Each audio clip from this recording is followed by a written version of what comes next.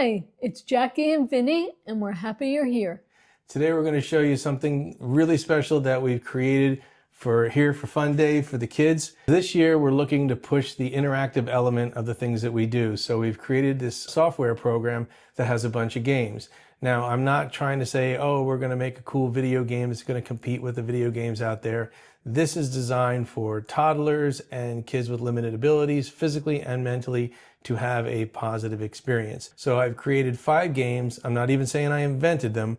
I just programmed this to do them. And we're going to be using this pad. It's got 16 pads on there, and you touch them and they do stuff, kind of like little drum pads. You can't see it, but Jackie's got the big screen. It's going to be a 43 to 47 inch widescreen television so that everyone can see what the kid is doing. So it's not just this personal thing where he's doing it or she's doing it. Everybody can see. Jackie's going to be playing the kid. I'm managing the software from the admin on the computer. She's only seeing this black thing that we're showing you on the screen right now. That's all the kids see. It's just this big plain black thing with the 16 pads on it. So the first game is called Light It Up. Jackie's going to try it. So you're going to click random pads and you can see that they are lighting up. And that's kind of cool. This is a cause and effect or an action and reaction experience. What do you think?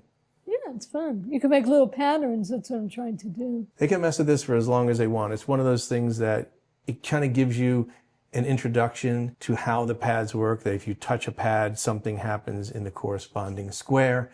So once they learn that, they're good to go. The next game is called Wake the Sleepers. So go ahead and wake up these people. And there's a big question at the top that says, what do all these have in common? What's kind of cool about that is if they're nonverbal or slightly verbal, we might get a one-word answer, which is a win. So if they say animals, great.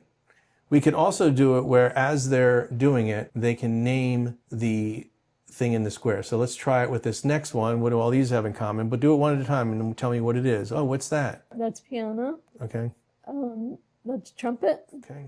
And so the kids can go through and we can ask and they can name it, or we could even make it a group game because remember, it's going to be on a very large TV. All right, here's one more. Wake them up, Jackie, and tell me what some of these are. So the ones that are not lit up let you know that that's what you need to do. Jackie's just starting to figure that out. Like, oh, it's not lit up, then I can hit that one. If you hit one that's already lit up, it doesn't do anything.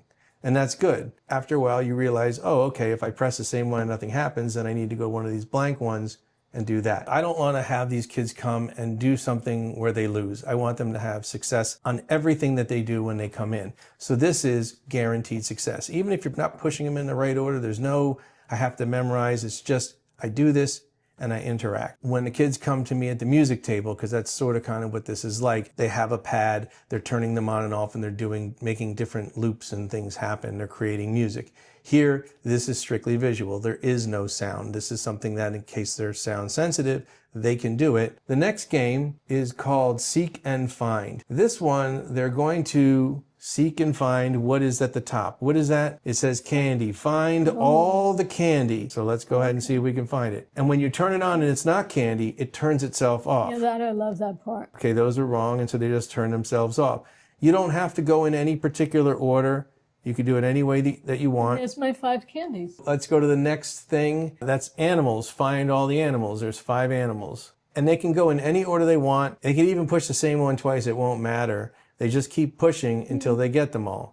Keep pushing. I like that it turns off when, when it's... Now, all of these images I had to go and, kind of purchase and build them and make everything kind of go where they're supposed to go. We found really cute ones. Yeah. The 4th game is called Build a Friend.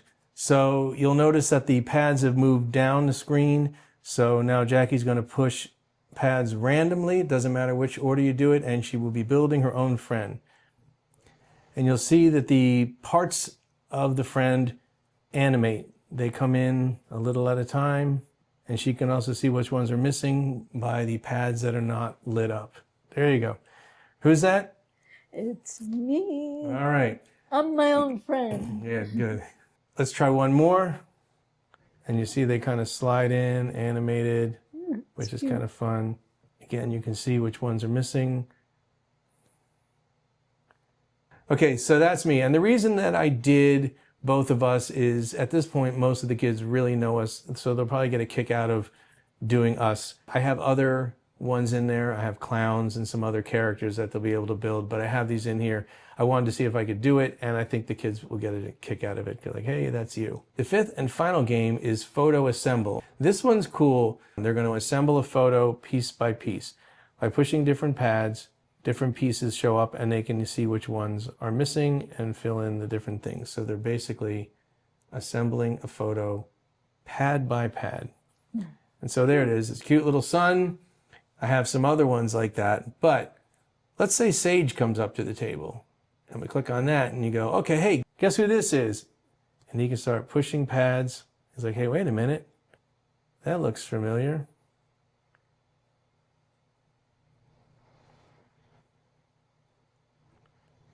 And he'll be like, whoa, that's me. And even if the kid isn't making a picture of themselves, kids like to look at pictures of other kids. And also they kind of all know each other. So they'll be like, hey, that's Sage. We'll try to include as many of them as we can in there, but obviously you can't get everyone. But it also gives them incentive to get their picture taken for next time. Here's one more. These are brothers. Let's take a look at this one. It's kind of fun when you don't see the face at first because it's like, wait a minute, who's that? And one missing here. Okay, yeah, so it's Tucker and Tanner. I know these kids and I know that they're going to like this. So when I created this, I designed it with them in mind, knowing their skill level, knowing what they'd like to do, and knowing if they'd enjoy this or not. And they certainly would like to see a picture of themselves. So the way that I did this is I started with some code myself, some HTML5. I brought in some Python, and I obviously used Photoshop and Illustrator.